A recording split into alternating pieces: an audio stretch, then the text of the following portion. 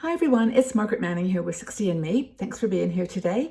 60andMe is a community of women in their 60s who are all over the world and just enjoying this amazing time in their lives. And we talk here about all kinds of topics related to that aging process. And one of them that we reflect on as we get a little older is our childhood.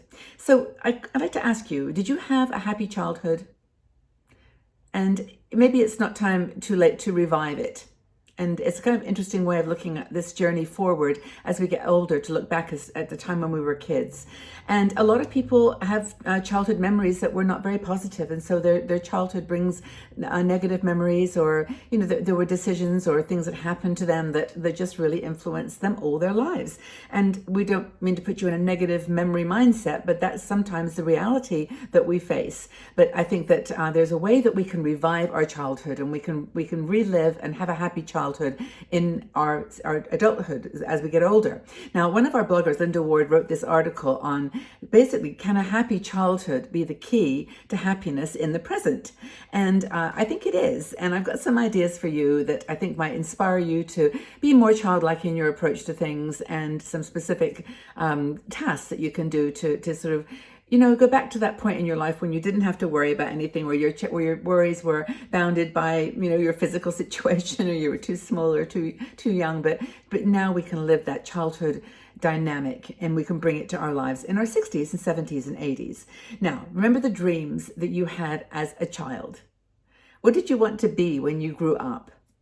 Do you remember that? I can remember, had a little friend, I think her name was Tina, and we used to do role plays from movies on TV like Bonanza, and remember those movies or TV shows, and we used to pretend that we were certain characters, and we used to want to be actors and actresses and singers and celebrities, just like the kids today. And we wanted to be pretty and and popular and all those things. But then I think as we got a little older, we started to realize that, well, maybe those role plays were not realistic, and so we kind of forgot them completely. But this is the time in your life where you can actually start doing those things that inspired you as a child. I mean, I play with my grandson here in Switzerland a lot, and his whole magic is around rainbows. And so we always look for, when the sky gets to be a little dark and there's water and moisture, it's going to be a rainbow day. And we sit there for hours looking for rainbows. And, kids just lie on the grass and look at the cloud formations, and they just can see things, and their imagination is just so vivid. So I think if you can hang out with kids, volunteer at a school or volunteer at kindergarten, maybe if you've got grandchildren, just even talk to them on Skype or on FaceTime if you are not able to see them in person. But just watch their little creative minds at work, and just try to apply some of that to the way that you see things. It's the way that you perceive them. There's like the reality, and then there's like the perception in our minds, the imaginary world. And I know that, for example, kids like to play with their toys, their dolls and their little teddy bears, and they are real. They are like real friends. Like, they talk to them. There's like, and why we don't do that anymore, why we don't talk to our inner self. We just sit down and fantasize and pretend and play. I remember, the spinning wheel that we get onto as adults to be responsible and to be, sensible and logical. It just kind of overtakes us. But I think as we get older, we start to think, maybe I could take that bubble machine with me and just blow bubbles. And what are they going to say? Cookie lady, yes, whatever. It doesn't matter. But I always remember, I have a very dear memory of a friend, Janet Gilka, who was the wife of Bob Gilka, who worked for the National Geographic as a photographer editor. And he was very sensible and very structured, and just an amazing man, though. And and Janet was like his wife and partner for many 40, 50 years. And first time I met her, he was out with this sort of long lens, Nikon lens, doing something. We were in the Southwest somewhere, Colorado, and she had this little brownie camera, one of those little original ones, click, click, click, click, and she was like blowing bubbles with the bulb machine and taking pictures of the bubbles. And I always thought, oh my gosh, I want to be like her when I grow up. That's what I want to do. And I think that just remembering people like that have been kind of, just interesting people in your life that have done things that were childlike. It's okay. It's okay. So as I said, grandchildren can give you a great perspective. They play games with them, get down on your knees and on the floor and play, read them stories if you can, but just read them with a voice. with like pretend that you're there on the pirate ship and you're going to discover this island where the magic treasure is buried, and and just pretend that you are in that little kid's head, because that's where you'll find yourself. That's where you'll find your happy childhood, where you didn't have to think about rules and guidelines and stereotypes and regulations and behavior expectations. You could just be yourself. You could wear striped skirt with a flower top and no one minded. You could wear two shoes that didn't match. It was okay. And that's the kind of, I think, the kind of happy childhood that Linda's talking about, that can actually help us to live a life of happiness.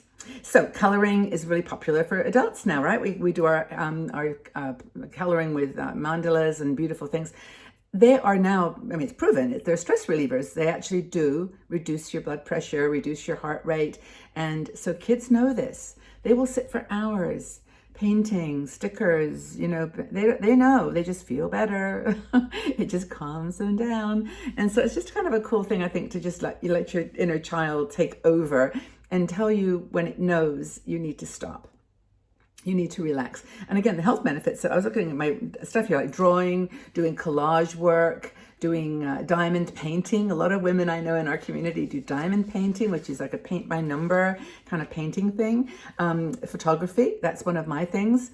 I just go out with my camera and just take, it's so beautiful. We can take hundreds of pictures on our cameras and then choose one that we love and delete all the rest and then start again. Do you remember the days when we had to wait 2 weeks for our pictures to be developed, and you'd open the package and it'd be like, there's none here. Oh, one that I like. Okay, and throw the rest away or something. Anyway, but when was the last time that you did something like that? Photography, collage, painting, that just calms you down.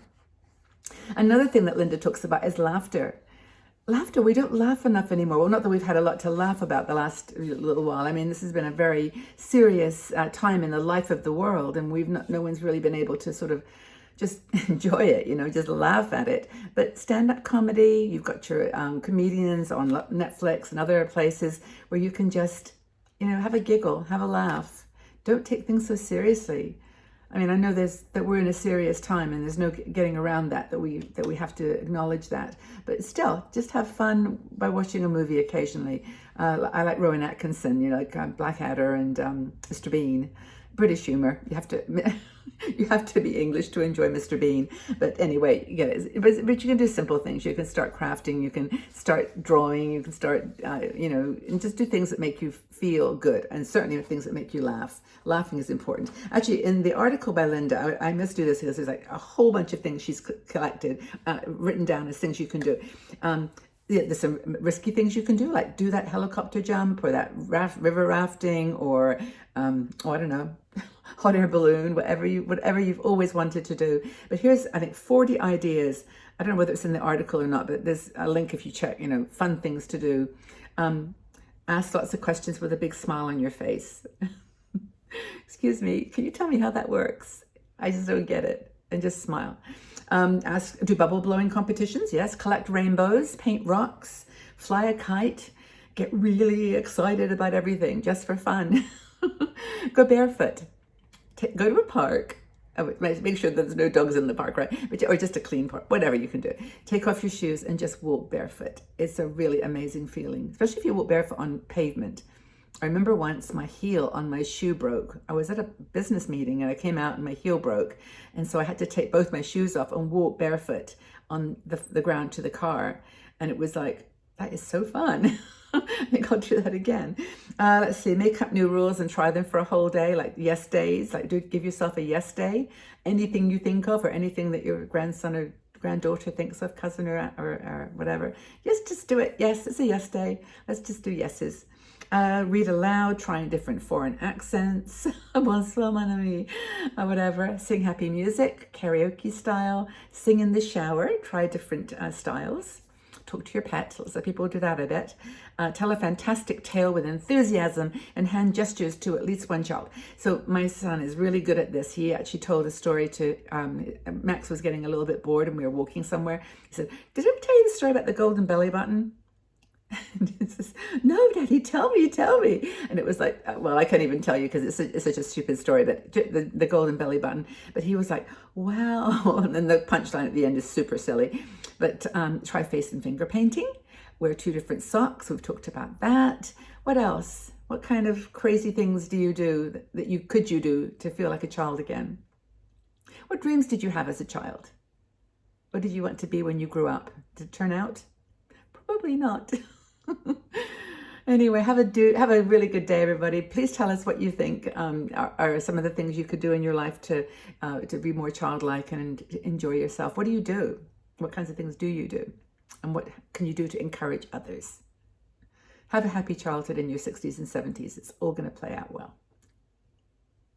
So take good care. Please subscribe to our channel if you'd like, and also press that notification bell. Like this video at a minimum. That would be awesome. It gives us a chance for a Facebook or YouTube to share it around a bit more. And I really do appreciate your support and your love, and love and respect you all so, so much. Take really good care, everybody. Bye-bye for now.